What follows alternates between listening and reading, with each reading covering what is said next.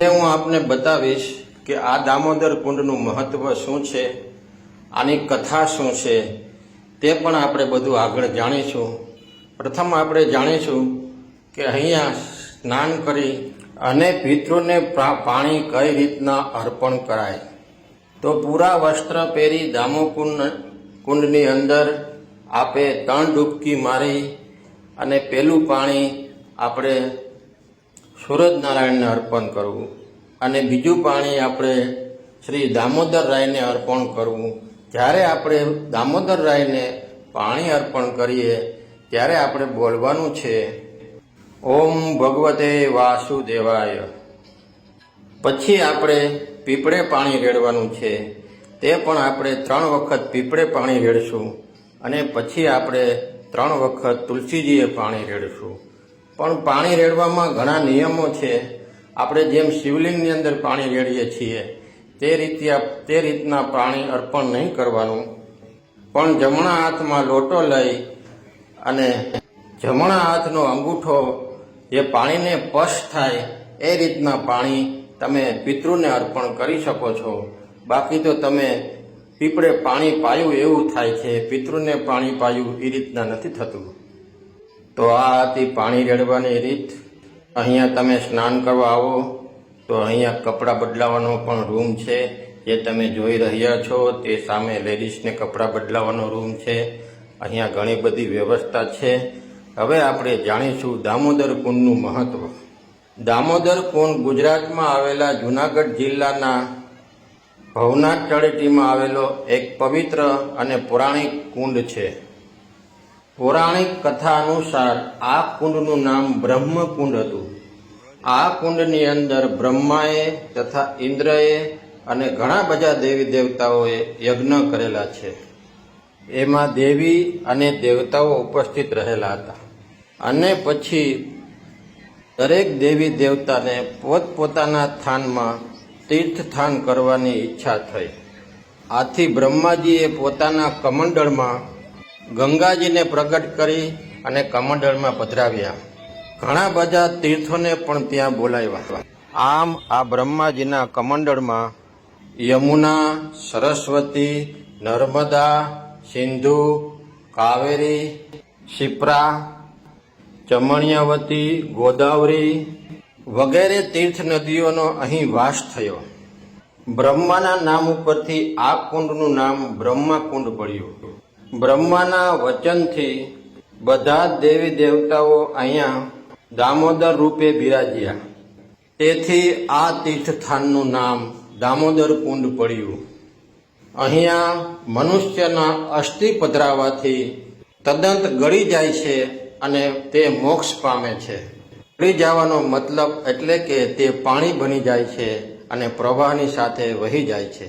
જો તમે ગોમતી નદીમાં અસ્થિ પધરાવો તે ચક્ર રૂપે યાને કે હવા રૂપે ઉપર ઉડી જાય છે, એટલે તે પણ એ મોક્ષ પામે છે. અને જો તમે ગંગા નદીમાં અસ્થિ પધરાવો તો તે શેવાળ રૂપે મોક્ષ પામે છે. અને દામોદર કુંડમાં તમે જો અસ્થિ પધરાવો તો તે પ્રવાહ રૂપે યાને કે પાણી રૂપે તે મોક્ષ પામે છે. આથી દામોદર રાયની કથા દામોદર કુંડની. તો આપ સૌને જય શ્રી કૃષ્ણ. તમે જે જોઈ રહ્યા છો તે દામોદર રાયનું મંદિર છે. અહીંયા એમ કહેવામાં આવે છે કે શ્રીજી મહારાજે જેઓએ પોતાના સ્વમુખે ભગવાન શ્રી દામોદર રાયને શ્રીમદ ભાગવત કથા સંભળાવી હતી. વીરપુરના સંત શ્રી જલારામ બાપુએ પણ અહીંયા દામોદર કુંડમાં સ્નાન કર્યું છે. સત્તાધારના સંત શ્રી આપાગીગા બાપાએ પણ અહીંયા દામોદર કુંડની અંદર સ્નાન કરેલું છે. શ્રી વેલનાથજીએ પણ અહીંયા દામોદર કુંડમાં સ્નાન કરેલું છે. વગેરે સાધુએ અહીંયા દામોદર કુંડની અંદર સ્નાન કરેલું છે અને બહારથી પણ ઘણા લોકો આવીને અહીંયા સ્નાન કરે છે. એટલે કે આ તીર્થમાં 9 નાથ, 84 સિદ્ધિ, 64 જોગણી, પર વીર અને 68 તીર્થ વાસ રહેલો છે. તેથી અહીંયા સ્નાન કરીને બધા પવિત્રતા અનુભવે છે. તો તમે જે જોઈ રહ્યા છો જે દામોદર રાયનું મંદિર છે એની ઉપર આપણે આવી ગયા છીએ અને આ તમે જે જોઈ રહ્યા છો તે ડુંગરનો નજારો છે. જો આપણી ચેનલ તમને સારી લાગે તો એને સબસ્ક્રાઈબ કરજો અને આવા નવા વિડીયો જોવા હોય અને માહિતી મેળવવી હોય તો એકવાર ચેનલને સબસ્ક્રાઈબ જરૂર કરજો. આ દામોદર કુંડની અંદર શીતળ જળ વહે છે.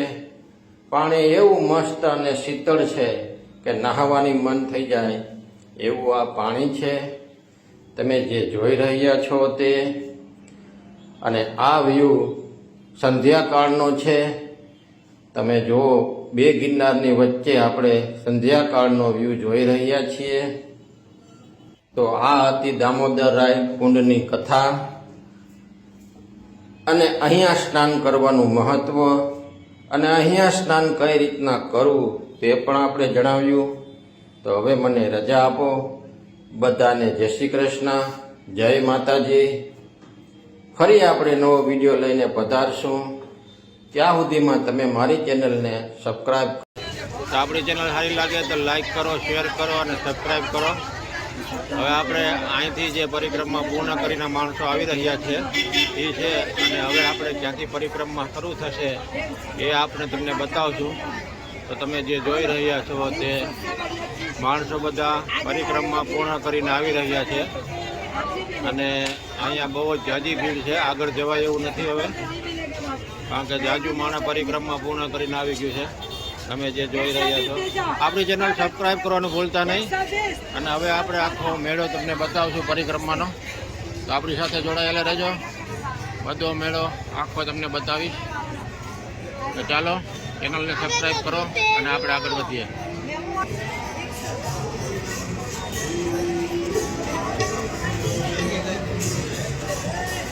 લંબે હનુમાન દાદા જોઈ રહ્યા છો તમે, તે લંબે હનુમાન દાદાનું મંદિર છે. 2100 લાડુનો મહાપ્રસાદ, મહાભોગ જો તમે હનુમાન દાદાને ચડાવવાનો છે.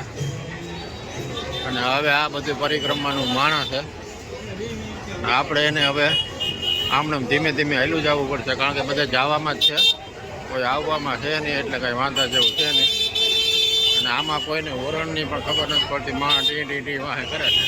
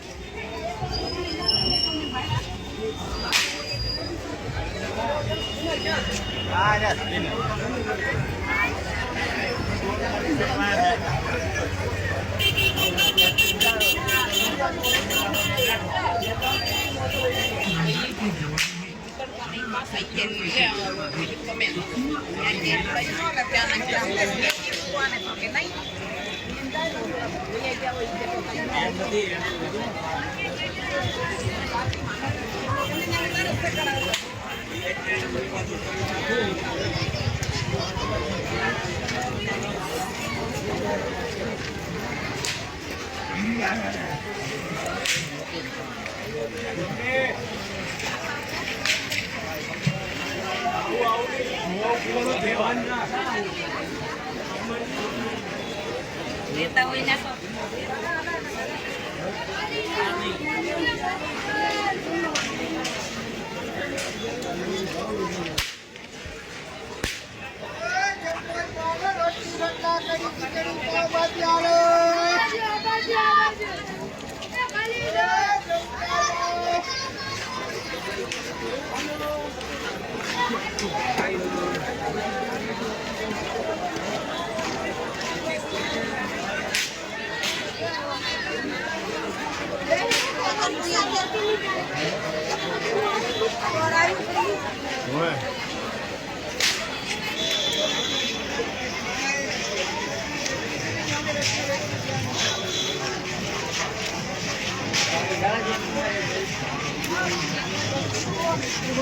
हमारी शक्ल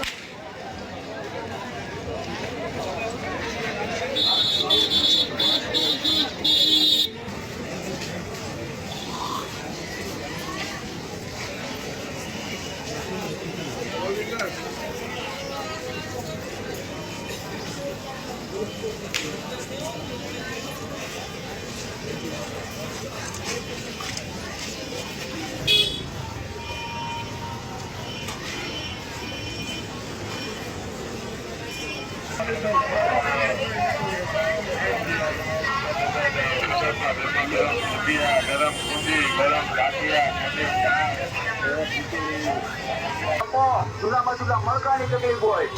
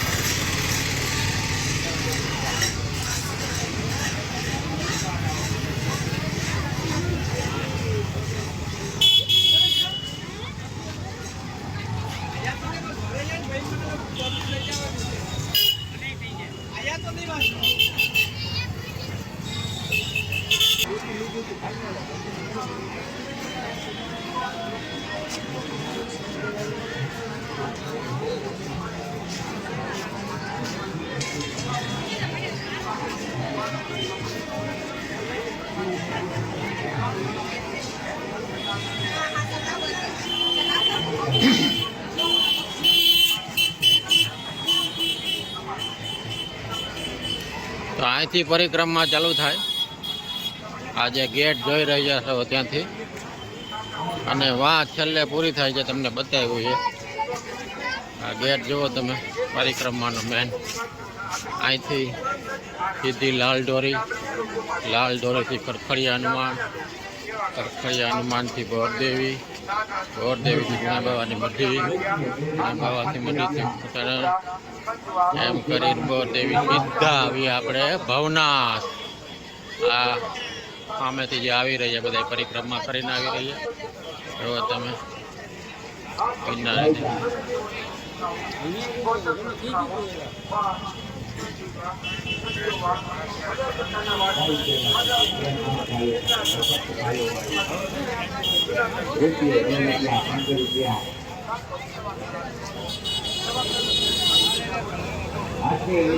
ગૌચરા કાજે મા ભગવતી કાજે.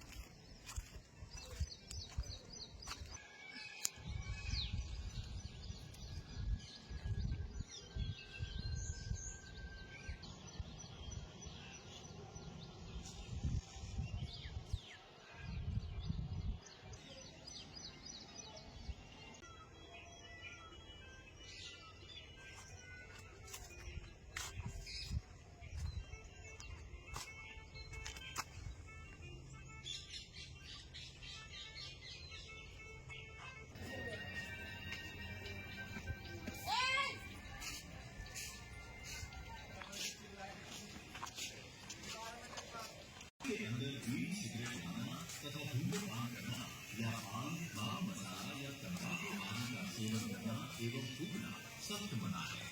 कृपया स्वच्छता बनाए रखें। किले में रखी टोपों या अन्य पुरातात्विक वस्तुओं से दूरी बनाए रखें। इन्हें छूना सख्त मना है। किले की दीवारों पर चढ़ना सख्त मना है। ऐसी जगहों पर जहरीले जीव जंतु हो सकते हैं। सतर्क रहें, सावधान रहें। किसी भी प्रकार की सहायता या आपातकालीन स्थिति में हमारे टोल नंबर 873470।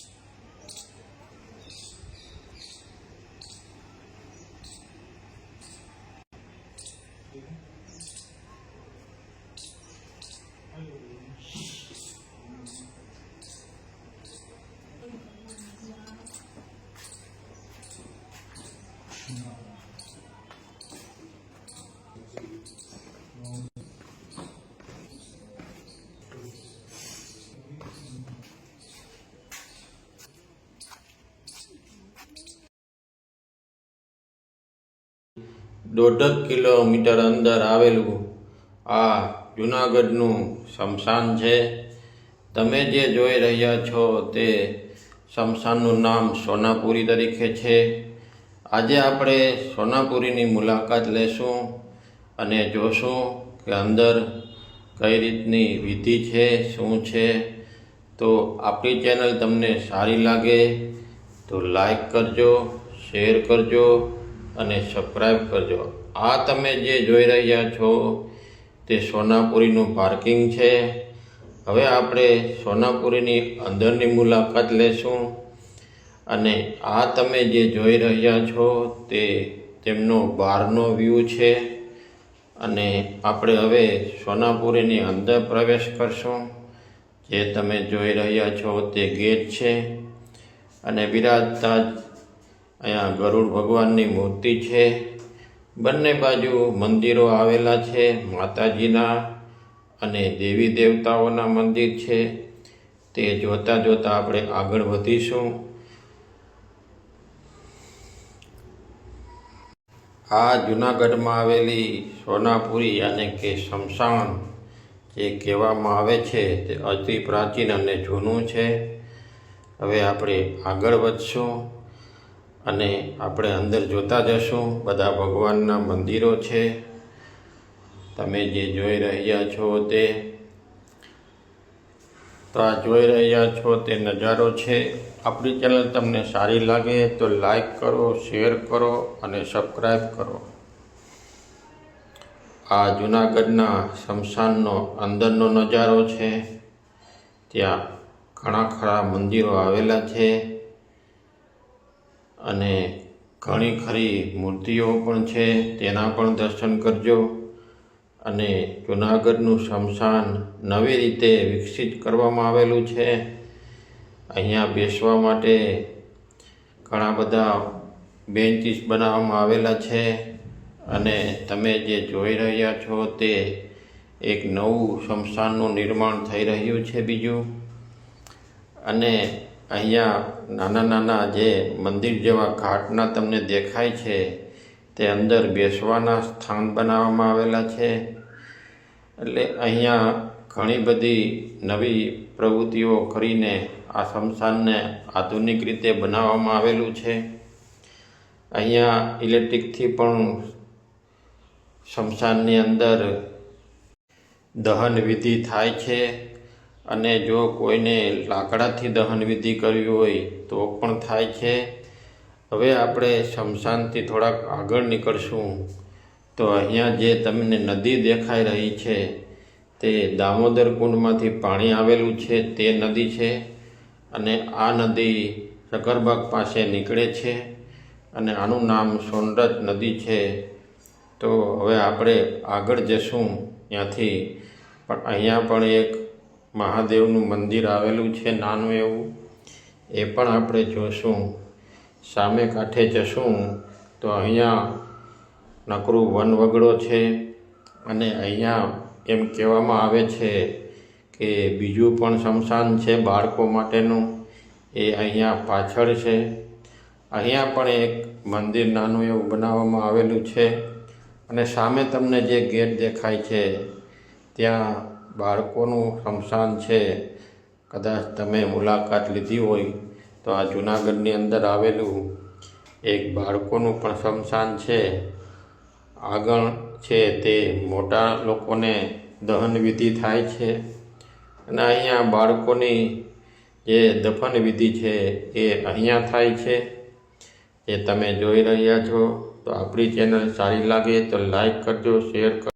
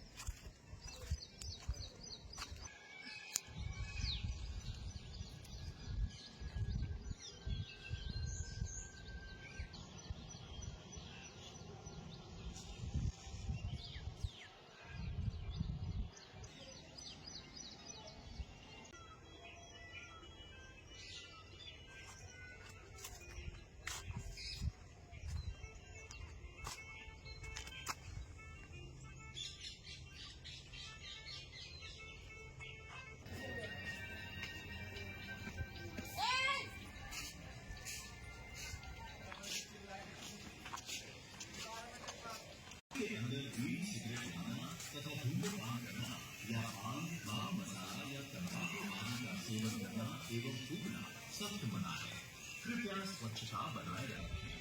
किनारे रखी टोकरों या अन्य पुरातात्विक वस्तुओं से दूरी बनाए रखें। इन्हें छूना सख्त मना है। किले की दीवारों पर चढ़ना सख्त मना। ऐसी जगहों पर जहरीले जीव जंतु हो सकते हैं। सतर्क रहें, सावधान रहें। किसी भी प्रकार की सहायता या आपातकालीन स्थिति में हमारे टोल नंबर 8735047350 તો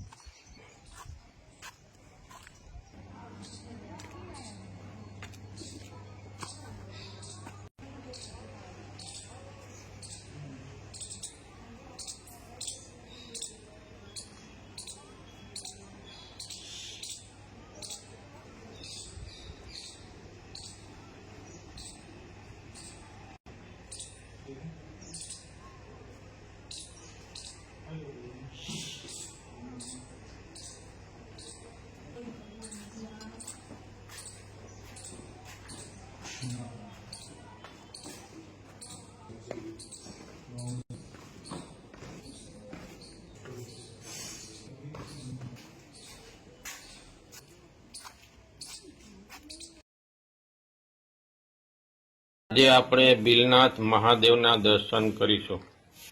શ્રાવણ મહિનાનો છેલ્લો સોમવાર છે. મહાદેવના દર્શન કરવા આપણે આવી ગયા છીએ. આ તમે જે જોઈ રહ્યા છો તે મંદિરનું ગાર્ડન છે. આગળ મંદિરને પાર્કિંગ પણ છે. 4 વ્હીલ 2 વ્હીલ રહી શકે તેવું પાર્કિંગ છે. આ બિલનાથ મંદિર જુનાગઢ બાયપાસથી 2 કિલોમીટરના અંતરે રોડ ઉપર આવેલું છે અને મોતીબાગથી આ 1 કિલોમીટર થાય છે. આ તમે જે જોઈ રહ્યા છો તે મંદિરનો વ્યૂ છે. અહીંયા પણ નાના નાના મંદિર આવેલા છે બાજુમાં. આ તમે જે જોઈ રહ્યા છો તે છેલ્લા સોમવારના દિવસે અહીંયા આ મંદિર છે. બીજા નાના નાના ઘણા મંદિરો છે એ પણ આવેલા છે. અને છેલ્લા સોમવારના નિમિત્તે અહીંયા બરફની લિંગ પણ મૂકવામાં આવેલી છે. અમરનાથ જેવી લિંગ બનાવવામાં આવી છે. અહીંયા જુઓ તમે, અમરનાથ જેવી જે લિંગ છે તે બનાવવામાં આવી છે. અને આ લિંગ બરફની છે, બરફની બનાવવામાં આવી છે.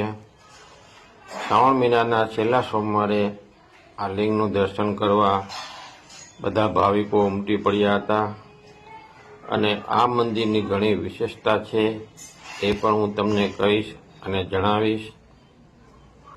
આ મંદિરની અંદર અસહાય વૃદ્ધો, નિરાધાર માણસો જેવાને અન્નદાન કરવામાં આવે છે. ભોજનાલય પણ ચાલુ છે અહીંયા. ટિફિનની પણ વ્યવસ્થા છે અહીંયા. ટિફિન પણ પુગાડવામાં આવે છે. જે નિસહાય માણસો હોય કે બહુ વૃદ્ધ માણસો હોય તેને કોઈ કરી શકે એવું ના હોય તો આ મંદિરની સહાયથી અહીંયા વૃદ્ધોને ટિફિન પુગાડવામાં પણ આવે છે. લગભગ અહીંયા દરરોજના 400 માણસો જેટલું ભોજન લે છે. આ અન્ન ક્ષેત્ર ચાલુ થયું એને 2 વર્ષ થઈ ગયા છે. અહીંયા દરરોજ 11:30 થી 1:30 સુધી ભોજન આપવામાં આવે છે નિસહાય માણસોને. સાંજના રોજ 7:15 થી 8:30 સુધી ભોજન આપવામાં આવે છે નિસહાય માણસોને. અને આ તદ્દન નિઃશુલ્ક સહાય છે. કોઈ પણ જાતના પૈસા લેવામાં આવતા નથી. એક જાતની સેવા યજ્ઞ ચાલે છે. બ્રહ્મલીન ગોપાલન બાપુના આશીર્વાદથી હાલતું આ અન્નક્ષેત્ર છે અને મુક્તાનંદ બાપુની પ્રેરણાથી આ ચાલતું અન્નક્ષેત્ર છે. અહીંયા અસહાય વૃદ્ધોને તથા સામાન્ય માણસોને અહીં ભોજન આપવામાં આવે છે. આ યજ્ઞમાં જો તમે ભાગ લેવા માંગતા હો તો અને જો તમે અન્નદાન દેવા ઈચ્છતા હો તો ચંદ્રકાંતભાઈ શાહની મુલાકાત લેશો. તેમનો મોબાઈલ નંબર છે 90